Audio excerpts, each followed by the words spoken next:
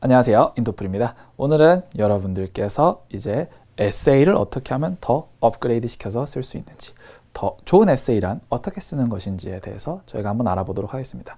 우선 지금 제가 먼저 밝혀드릴 것은, 여기서 말씀드리는 건 이제 토플 에세이뿐만이 아니라 전반적으로 에세이라는 것이 공통적으로 이제 가지고 있어야 할 어떤 퀄리티들을 가지고 오늘 한번 보도록 하겠습니다. 여러분들의 에세이를 확 업그레이드 시켜줄 원칙들 지금부터 한번 알아보도록 하겠습니다. 자, 목차는 다음과 같습니다.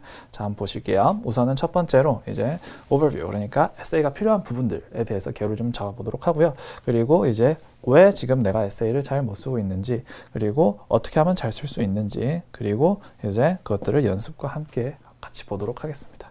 자, 그래서 지금부터 한번 보시면, 우선은 에세이가 여러분들 다양한 방면에서 필요하시죠. 뭐 입시를 할 때 쓰는 지원 에세이, 그러니까 애플리케이션 에세이라고 하죠. 그리고 대학 에세이, 그러니까 대학 내부에서 쓰는 뭐 레포트라든지 논문이라든지 이런 것들이 있고, 그리고 세 번째로 시험을 볼 때 쓰죠. 뭐 토플, GRE, GMAT, 그죠? 아니면 뭐 다양한 사내 시험 혹은 학교에서 보는 중간고사, 기말고사에서 쓰는 에세이들.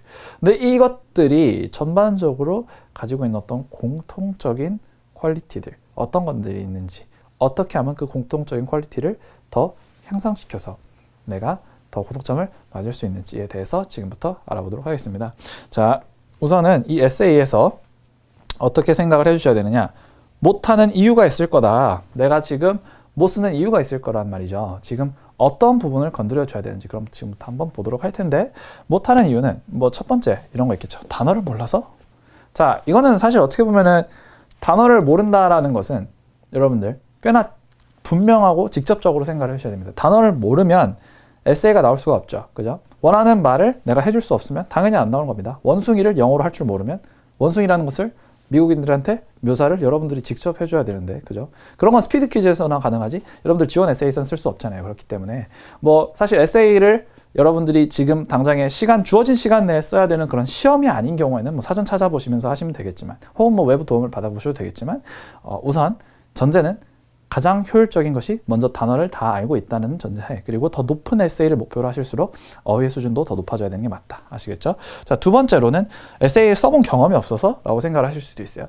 뭐 실제적으로 한국에서만 이제 교육을 받으셨거나, 아니면은 영어 공부를 그냥 정석적으로만 하셨다. 뭐 문법, 뭐 팍팍팍팍팍 뭐 무슨 책 이렇게 떼가면서 막 내신 막 만점에 만점, 모의고사 만점에 이렇게 하셨더라고 하더라도 사실은 에세이를 영어로 쓰셨을 경험은 적습니다. 만약에 유학을 목표로 하셨거나 아니면 별도로 학원을 다니셨거나 이런 것이 아니시라면 영문으로 에세이를 쓰신 경험은 아마 없으실 수도 있단 말이에요.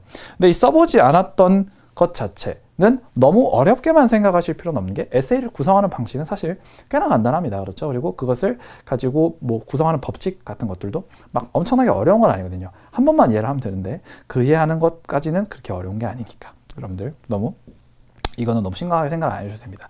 자, 세 번째는 유학 경험이 없어서 라고 한번 생각을 해보시는 분들도 계시죠. 나는 유학 안 갔다 왔는데 이거 뭐 내가 그렇다고 영어를 말을 잘하는 것도 아니고 평소에 영어를 많이 해본 것도 아니고 막 이렇게 말씀들을 많이 하시는 분들 계십니다.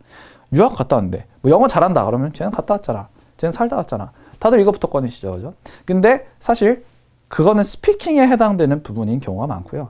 만약에 여러분들 에세이를 가지고 이야기를 할 때는 사실 유학 갔다 온 사람들도, 뭐 유학 뭐 10몇 년 갔다 온 사람들도 사실 에세이 만약에 한 번도 거기서 안 써봤다 그러면 어떻게 에세이가 그 사람들이라고 더 잘 쓰게 되겠습니까? 그렇죠?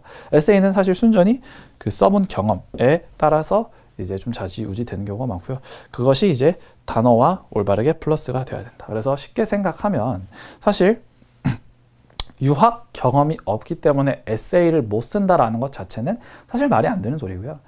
유학 경험에서 이제 에세이를 많이 써봤다라는 것은 사실 써봤다는 그 경험에 의한 것이지, 유학을 갔다 왔다 말다의 그 의무는 아니란 말이죠. 뭐 입국 신고서에 에세이를 쓰면서 들어가진 않잖아요. 그렇죠? 그렇기 때문에. 자, 그래서 뭐 단어는 반드시 여러분들이 갖춰주셔야 될 필요가 있는 것이고, 에세이를 써보는 경험은 뭐 이제 조금 중요한데, 이제 유학 경험은 사실 그렇게 중요하진 않다. 아시겠죠? 그렇게 생각을 해주시면 되겠습니다. 자, 그래서 한번 계속 보시면 이제 에세이를 쓸 때는 여러분들이 세 가지를 명심해 두시고 이제 접근을 해주시면 됩니다. 세 가지. 첫 번째, 영작을 잘해야 되고요. 영작을 수준급으로 할 수 있어야 더 수준 높은 에세이가 절대적으로 나옵니다. 자, 두 번째는 구성. 그러니까 뭐 문맥을 구성하는 데 있어서 구성이 어색하지 않게 잘 될 필요가 있겠죠. 그리고 세 번째로는 이제 논리적이어야 되는데 어떻게 보면 구성과 논리를 똑같다라고 생각을 하실 수 있겠죠. 근데 구성 같은 경우는 좀 더 거시적인 측면이고 논리는 좀 더 그 내부적인 좀 더 세밀한 그런 측면에서 생각을 하시면 되겠다라고 생각을 해주시면 되겠습니다. 자, 그래서 보실게요.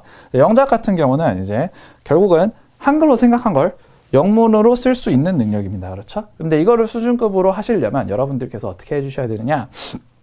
단계별로 다가가 주실 필요가 있어요. 언어에서는 이제 5가지 단계가 있습니다. 5가지 단계.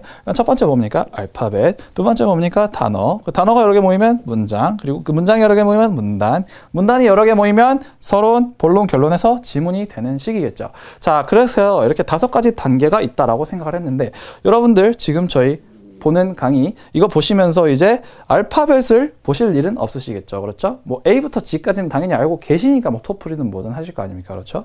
상식적으로 정상적으로 우리나라에서 교육을 받은 사람이라면 A부터 G까지 모르는 알파벳이 있는 거는 사실 말이 안 되죠. 그렇죠?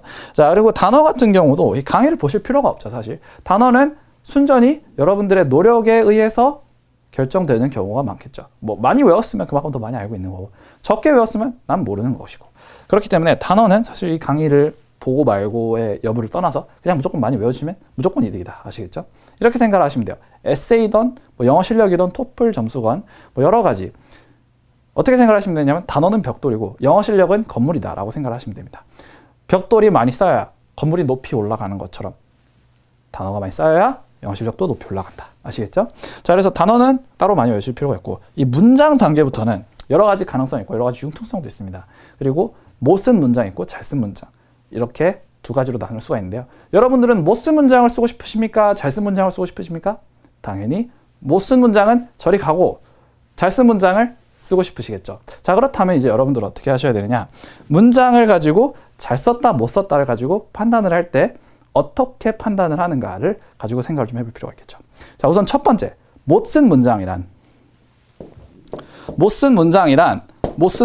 어떻게 생각을 하시면 되냐? 못 쓴 문장 첫 번째는 중첩되는 내용이 너무 많으면 안 되겠죠. 중첩. 그러니까 나오는 내용이 막 이따만큼 긴데 다 똑같은 얘기를 하고 있어. 그러면은 이거는 굉장히 비효율적이고 보는 사람 입장에서 짜증나는 그런 문장이라고 생각할 수 있겠죠. 그래서 중첩이 있으면 안 된다. 두 번째로는 해석이 쉽게 돼야 됩니다. 근데 해석이 쉽게 되려면 문법에서 틀린 부분이 없어야 되겠죠. 문법에서 틀린 부분이 없어야 되겠고 세 번째는 구체적으로 원하는 바를 설명을 해줄 수가 있어야 된다. 아시겠죠? 그래서 중첩이 없고 해석이 쉽게 되면서 그러니까 즉 문법이 잘 들어가 있으면서 거기에다가 구체적으로 문맥까지 묘사를 해줄 수 있는 뭐 그런 문장들이 이제 제일 좋은 문장이다라고 생각을 하시면 됩니다.